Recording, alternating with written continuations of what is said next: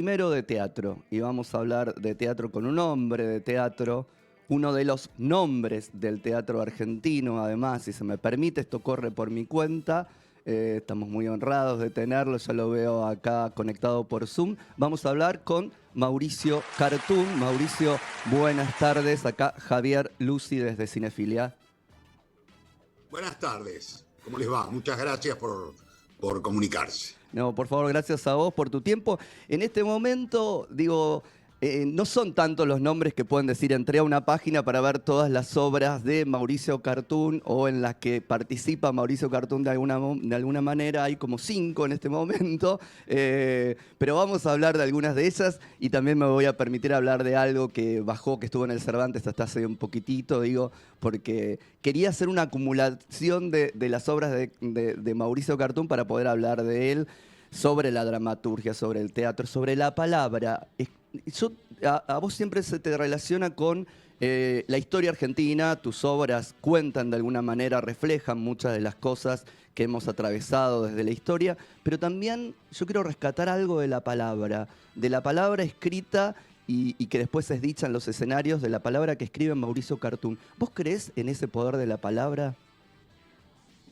Claro, claro. Naturalmente, a ver, quienes escribimos inevitablemente dependemos de ese poder. Algunos además lo levantamos como bandera. Y en el caso de los dramaturgos tomamos una de las formas de la palabra, una de las formas menos valoradas de la palabra, que es la palabra en formato coloquial. La palabra tal como la escuchamos hablando con alguien.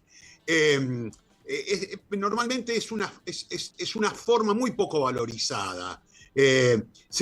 Suele pensarse que la palabra en formato coloquial no tiene posibilidades poéticas. Por el contrario, los que nos dedicamos al teatro, bueno, trabajamos justamente en consolidar la hipótesis opuesta. Sí, por cierto que la tiene y de eso vivimos y a eso nos dedicamos. Lo que quiero rescatar de la palabra, digo, es que más allá de la dramaturgia, de la apuesta, de cuando uno va a ver una obra en la que Mauricio Cartún tiene algo que ver, se encuentra con ese decir, con algo que te interpela constantemente, que tiene que ver desde lo coloquial, a veces no tanto, pero igual llega la poesía desde ese lugar y llega algo de la palabra en un tiempo, desde la posmodernidad para acá, en la que los relatos parecen haberse multiplicado y perdido también ese poder de relato, donde también la palabra ha quedado desvalorizada en un punto. Digo, desde ese lugar, lo que hace Mauricio Cartún en el teatro tiene una fuerza muy necesaria para estos tiempos. Yo te diría lo que hace el teatro. Fíjate que el teatro, sin proponérselo, se ha convertido en una forma contracultural. Efectivamente, como decís vos, hay algo de la desvalorización de la palabra, pero también de la desvalorización del relato. Hay algunas hipótesis interesantes ahora dando vuelta en relación a que hay algo de la imagen, de lo que en redes sociales se conoce como una historia, digo, algo muy breve que aparece y desaparece, que de alguna manera está operando como alternativa al viejo concepto del relato. El relato es imprescindible. Digo, los seres humanos, la única posibilidad que tenemos de enhebrar elementos sueltos de la vida es hacerlo a través de un relato. No tenemos otra forma. La propia palabra relato es muy gráfica, es relatio, relación, una cosa que se relaciona con otra y con otra. Bueno, nosotros por supuesto somos los de la bandera del relatio, del relacionar, de entender que la historia es algo que deviene de una experiencia y que uno puede mirar para atrás para entender qué es lo que pasa en el presente y qué es lo que va a pasar en el futuro. Y yo le auguro al teatro un momento muy interesante en las próximas décadas, justamente como pensamiento alternativo. Como te decía, hay algo de antisistema en el teatro que lo vuelve interesantísimo. Sí, Como todo lo rebelde, naturalmente. totalmente, que haya recuperado esa fuerza que tenía en algún tiempo, digo, ahora además acompañado por los espectadores.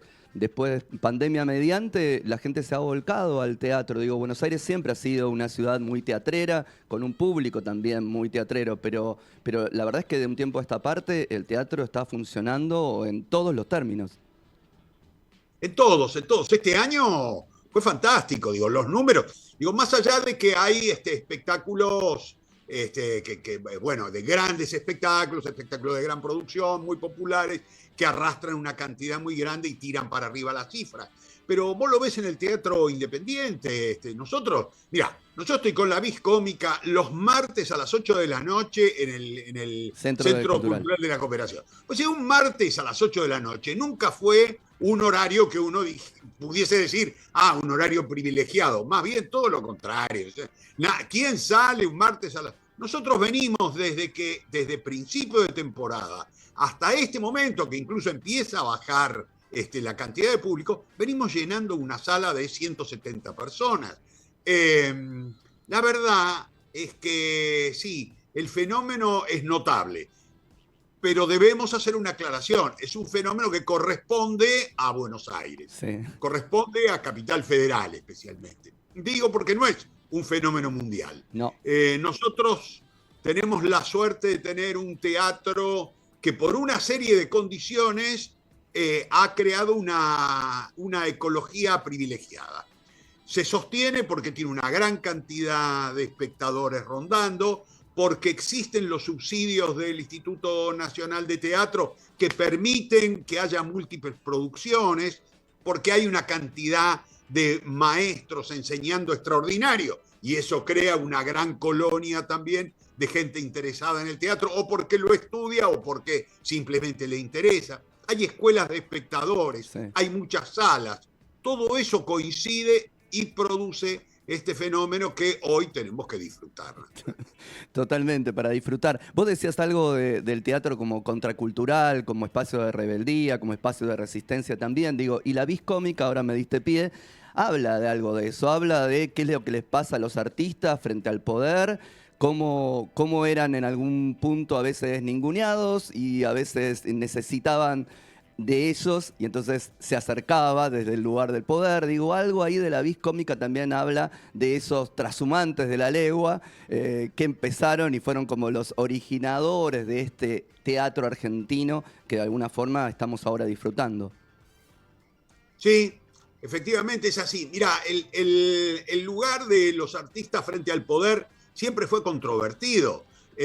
Basta, por ejemplo, leer las entrelíneas de las obras de Shakespeare.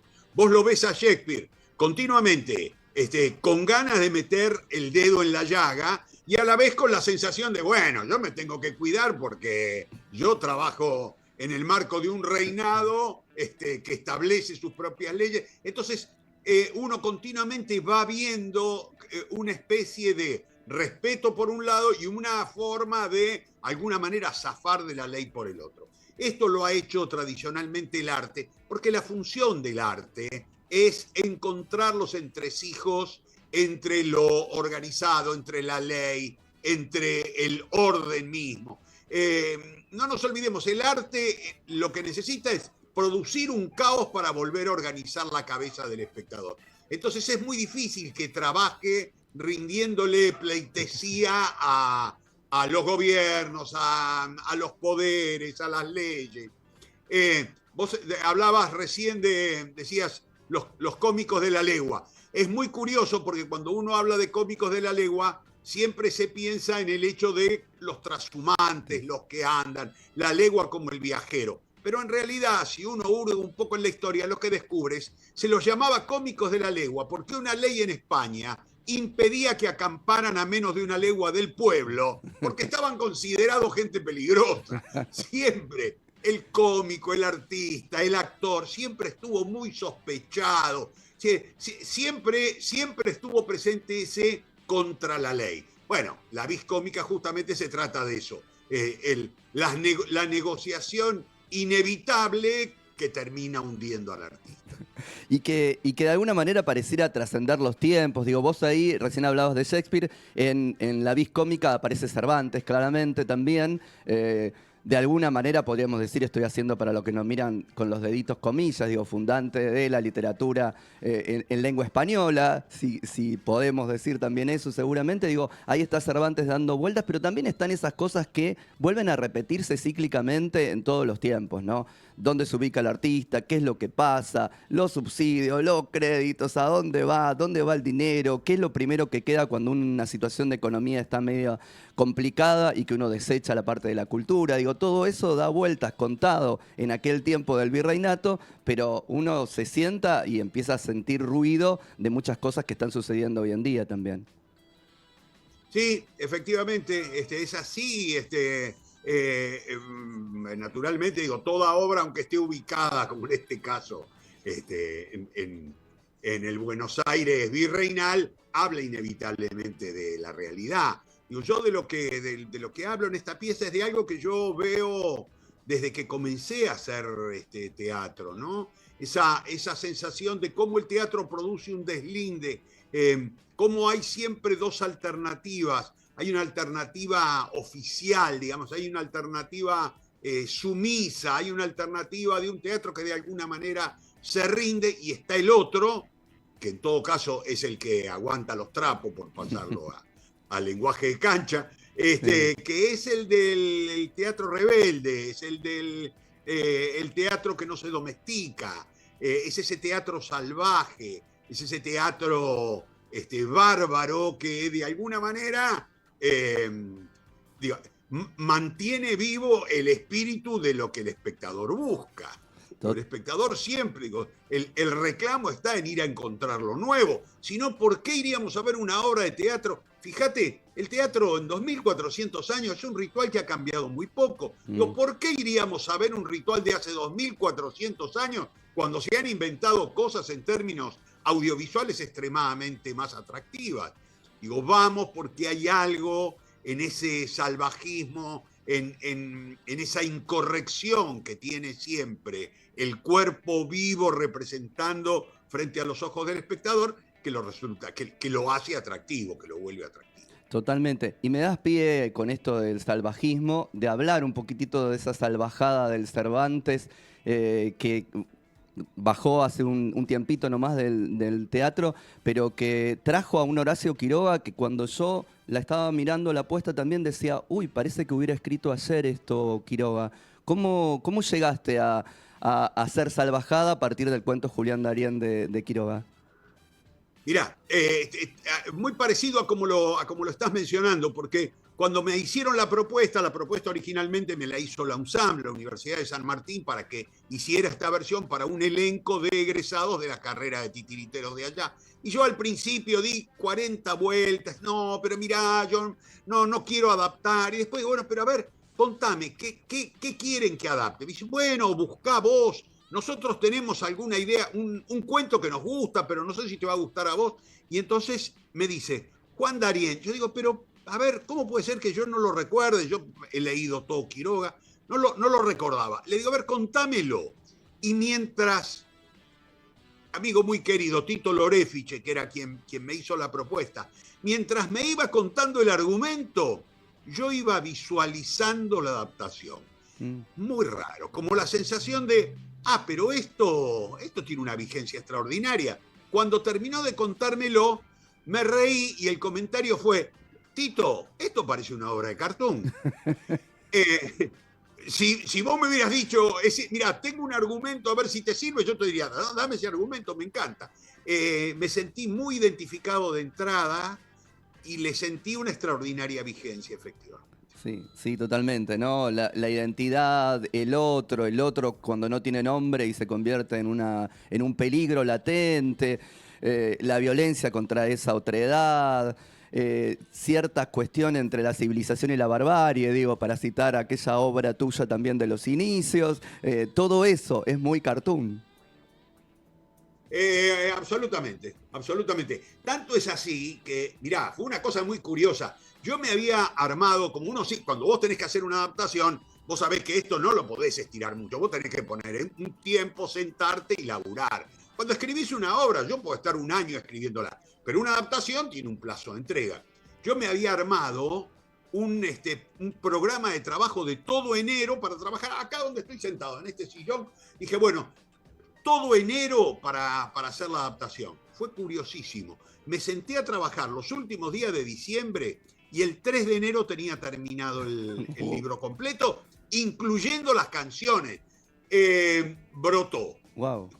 ¿Cuándo pasa eso? Cuando hay una empatía muy fuerte entre el imaginario de quien está escribiendo, el imaginario del autor adaptado, pero también, te diría, el poder del relato como relato expresivo de un pensamiento personal. No me costó nada, brotó, salió.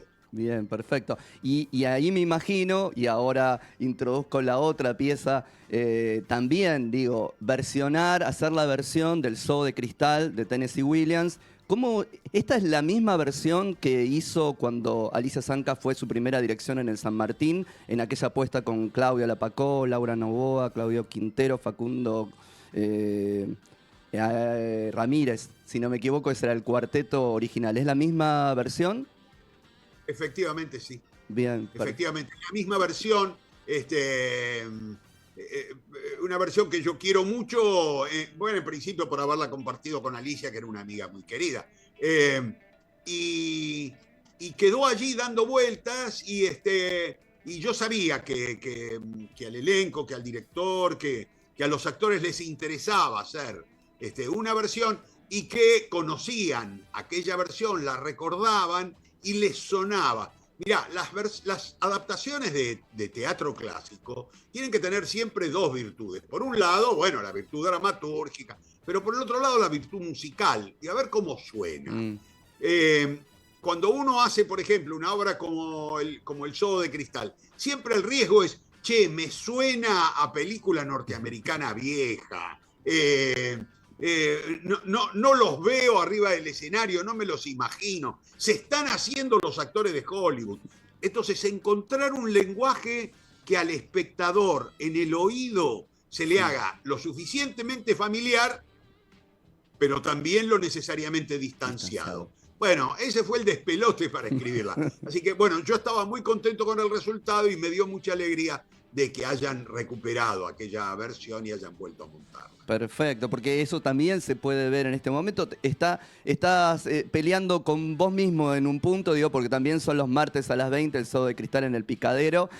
Hay doble cartoon en un punto, con la apuesta de Gustavo Pardi, con elenco de Pelicori, Figo, Ritano y Urbaneja. Estoy tratando, tengo todo anotado, pero estoy jugando a la memoria y todavía no me ha fallado, gracias a Dios.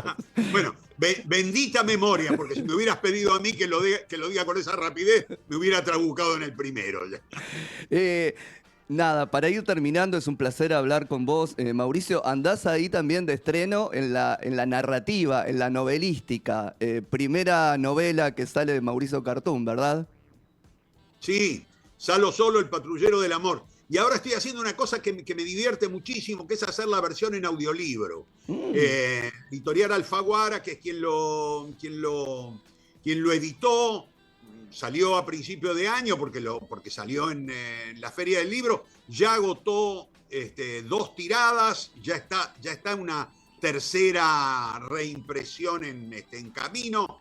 Y ahora decidieron hacer también una versión en audiolibro, que es un formato poco común, pero curiosamente con un público que lo demanda, y me propusieron hacerlo yo, es decir, yo soy el lector. De esa obra, y bueno, hasta ayer estuve trabajando en él. Bien, perfecto. ¿Y hay alguna otra cosa que estés preparando? Mirá, escribiendo sin parar, yo no paro de escribir. Yo continuamente tengo, qué sé yo, a ver, yo estoy, siempre la parte de abajo de las mesas indican, por ejemplo, lo que uno está haciendo. Entonces yo te digo, mira, yo me voy acá abajo y enseguida empieza a pasar. Digo esto, Vivir para contarla de Gabriel García Márquez, porque di una conferencia en el Teatro Solís hace unos días. La desaparición de los rituales de Byung-Chul Han, porque estoy trabajando una obra que trabaja sobre el concepto de la desaparición de los rituales. Los viajes de Eros, porque Ajá. estoy trabajando sobre el personaje de Eros. A ver, no terminaría porque tengo 30 libros acá abajo. Continuamente estoy trabajando en una obra, paré una obra que se me estaba trabando y para que no se enfríe la mano me puse a escribir otra que está fluyendo bien. Un formato que nunca trabajé, que es el de 2 monólogos cruzados. Mm, Me provoca mucho esto de trabajar formatos nuevos, sí.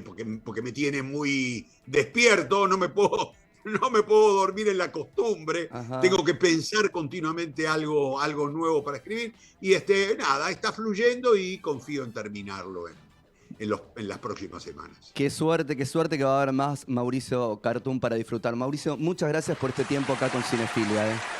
Al contrario, gracias a ustedes. Y los invitamos a todos a ver entonces la Vis Cómica en el Centro Cultural de la Cooperación los martes a las 20 y el Zoo de Cristal, versión de Mauricio Cartoon, a las 20 también en el Teatro El Picadero. Y busquen por ahí porque hay otras obras, La Madonita y demás, dando vueltas con la firma de Mauricio Cartoon. Y nos vamos a ir con nuestro primer tema musical del día, que es Better Place de NSYNC y Justin Timberlake, porque es la banda sonora de Trolls 3 que se estrena la semana que viene.